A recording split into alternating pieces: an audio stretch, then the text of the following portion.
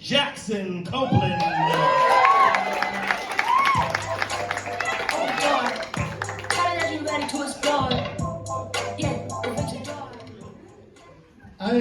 I tried to convince my doctor that my alcoholism was just neurodivergence. You know? Sorry, Doc, I'm just really hyper fixated on vodka right now. Some people are into trains. I'm into getting fucked up. I'm biracial. I'm half black, half white. I got a cousin Trey and an uncle Leroy, both white. You know, I'm jealous of the biracial kids that are growing up nowadays because they got people to look up to. You know, they got people like The Rock. They got Obama. They got all the Golden State Warriors. When I was growing up, I didn't have that. Like, my hero was Blade, because at least he was half black, half vampire. Some of my white relatives are racist, though, actually, which isn't as fun when you are a race. You know, like my Uncle Leroy back in the day. He threatened to kill my parents if they got married. You know, typical Thanksgiving stuff. Wacky racist uncle, you know. I met my Uncle Lee when I was 10 years old at a family reunion, you know, and I saw him and he had this big old, like, racist beard, big old racist sunglasses.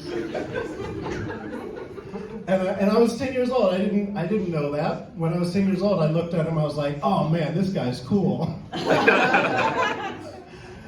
was like a dirty Chuck Norris, or like a Santa Claus that like seen some shit. Yeah, I thought he was cool. I didn't know any better. You know, I was a kid. Like I was blind to the concept of racism right in my face, you know? Like the Confederate flag, to 10-year-old Jackson, that was just a funny kind of X-Men logo, you know? The Ku Klux Klan, they were just dressed up like Casper the Friendly Ghost. You know, the police, just members of our community. And the British reggae band, you know? Yeah, but when I met my uncle, he was my uncle, so I wanted him to like me. You know, I was Blade and he could have been my Whistler, you know? For the real ones. So they introduced me to him, and he just did not acknowledge my existence at all. You know, and I was like, man, why doesn't he like me? If it's not the content of my character, what is it?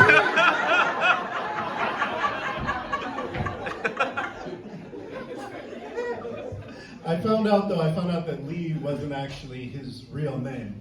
You know, he grew up in rural Minnesota, which, first off, I don't know how you can be racist in rural Minnesota. You have no evidence that black people exist.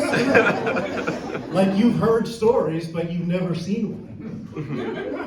You know, black people in Minnesota are like the White Walkers in Game of Thrones. Just half the people are like, I shall hear no more of these childish fairy tales.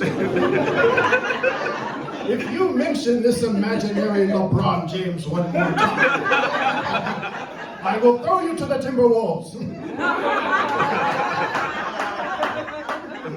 Now, back to fucking my sister. That's Minnesota.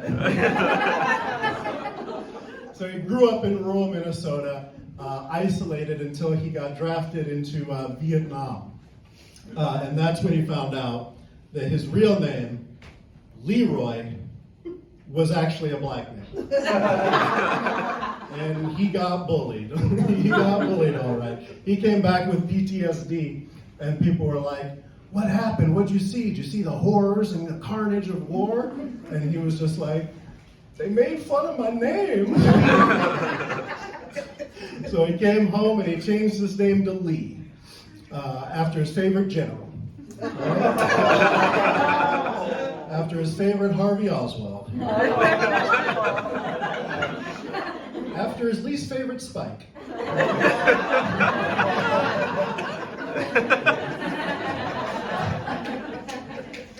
I never saw him again because he abandoned his family and he moved to Alaska.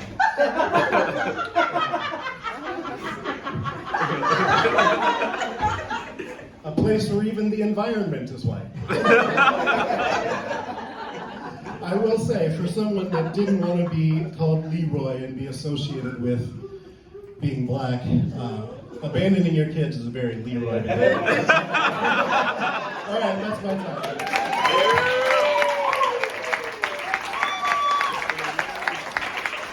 Jackson Copeland.